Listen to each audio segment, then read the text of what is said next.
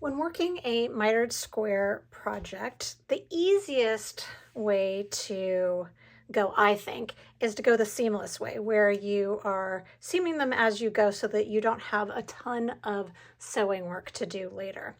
So to do that, it's really simple. You're just going to, so you finished off your square, and I'm going to rotate it. You could pick up on any side, but I want my lines to run in the same direction. So I'm going to go to the left-hand side. I'm going to rotate it 180 degrees so it's facing me. So then from here, we want to pick up stitches. So I'm working on a square that started at 31 stitches. And that means that there was 15 on one side and 16 on another. Because we're doing that, we did that double decrease, and so we need an odd number of stitches. There is another video in the playlist before this that shows how to make these squares, these mitered squares. So if you don't know and you haven't watched it already, please do so. Okay, so then what we want to do is we want to pick up stitches all the way across the top. We need to grab half of those stitches. Really, it's going to be, you're going to do half minus 1. Well, that's not exactly true. We have 31 stitches, we want to pick up 15, and we're going to save the 16 for what we do next. So, to pick up our stitches, you're just going to insert your needle underneath the V of a stitch on the side. Lay your yarn over with enough length to weave in later and pull that stitch through. That counts as one. Then we're going to go to the next one. And the next one. And we're going to continue until we've picked up the amount of stitches that we need across all the way to the end. It should be 1 to 1, but if you decide that you're picking up on the side instead of the bottom, so the bottom has my cast on number, so that's going to be 1 to 1 stitches. But if you decide that you're picking up along the side, your gauge might be a little different, so I would just make sure that you are doing it evenly. Pick up a few stitches, kind of lay it down, see if it's laying flat. If it is, great, keep doing that. If it's splaying, that means that you have too many stitches in one place, so it's just creating extra fabric. If it is bunching, that means that you're picking them up too far apart, and so it's pulling the fabric together. So just mess around with it. Garter stitch is really scrunchy, so you've got a lot of room for forgiveness. Back to action.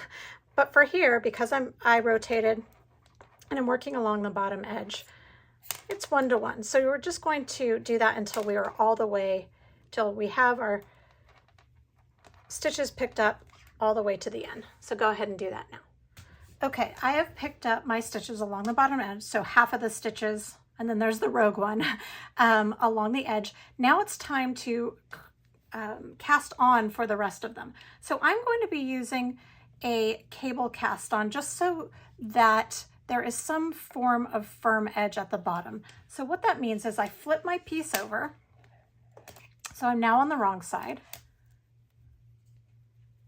A cable cast on is also stretchy, so that'll help balance out the stretchiness that you'll get from the pickups, the stitches picked up within that garter stitch fabric. So to use the cable, so for the cable cast on, all you need to do is insert your right hand needle in between the first and the second stitches on the left hand needle. Knit the stitch, but do not pull that stitch off or any stitches off. What you want to do is take this loop that you've just created and place it on your needle, and that is a stitch cast on. And then you're going to go in between the stitch that you just created and the next one and do the same thing.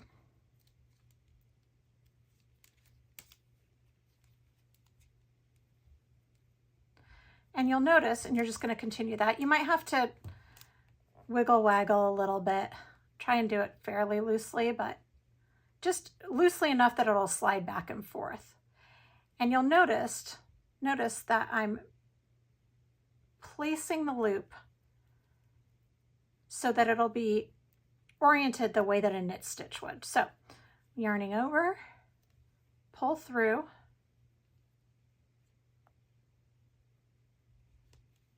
and I'm scooping it on.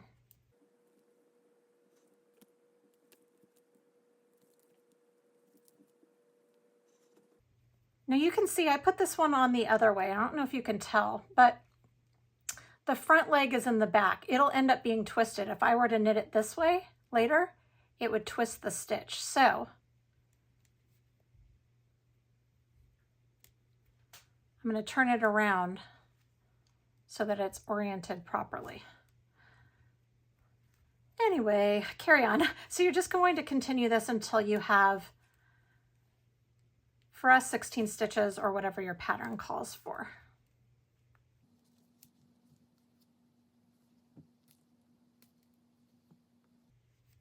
So we're inserting our needle, doing a yarn, working a yarn over, scooping, and then we take our left-hand needle and we scoop that leg that's closest to you. And that's how you transfer the stitch over so it's oriented properly.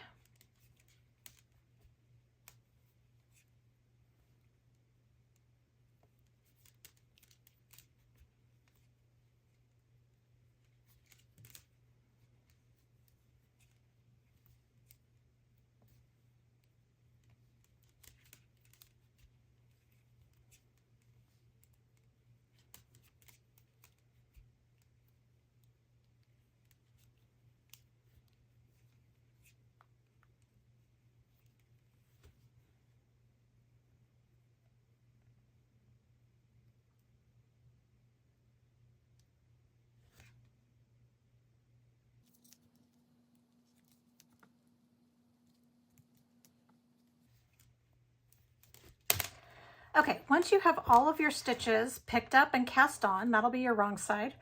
We're going to flip it over, and this will now, this is your right side. I'm flipping it over just to show you. So this is where it could get confusing. I just want to make sure it's really clear.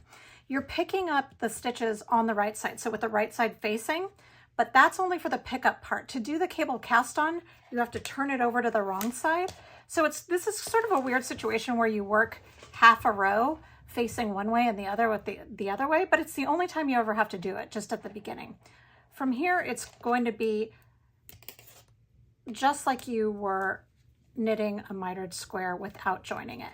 So this is a wrong side, this is a setup row, and this is where we're going to be placing our marker. So I have my heavy half on this side and my light half, meaning we're doing a double decrease, so there is an even amount of stitches plus one, also known as an odd amount of stitches. But so I have the half plus one on the front half of my needle, the ones that I just cast on. So what I want to do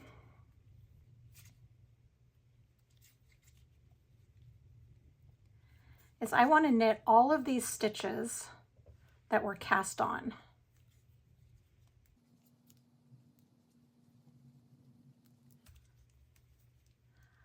All right, so I want to knit all of these stitches up into one before the pickup stitches. So I cast on 16 stitches, I want to knit 15. And you'll kind of see right now, you can see a little bit of a space of a difference. That'll go away when we close them up, but it's just a good visual marker. So this is the stitch that will be marked. What I like to do personally is I like to flip it over and just stick a removable stitch marker just kind of right at the stitch. You could also just slide a regular stitch marker on. You would just have to remove it in the middle of the decrease later, which is not a big deal. Whatever works for you works for me. Okay, so that's set up, and so you're just going to knit to the end.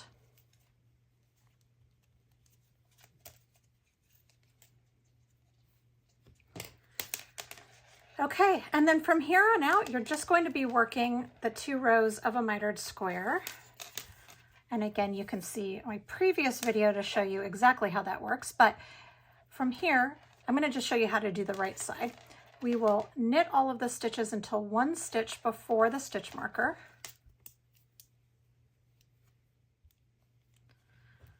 Okay, I'm one stitch before the stitch marker, so I'm going to do my double decrease. To do that, I'm just slipping 2 stitches together knitwise, knitting the next stitch,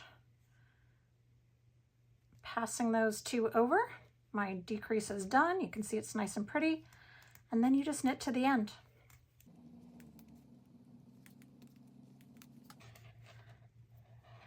And now you can see you're all set up. You would work back plain as the pattern calls for, and just continue working your mitered square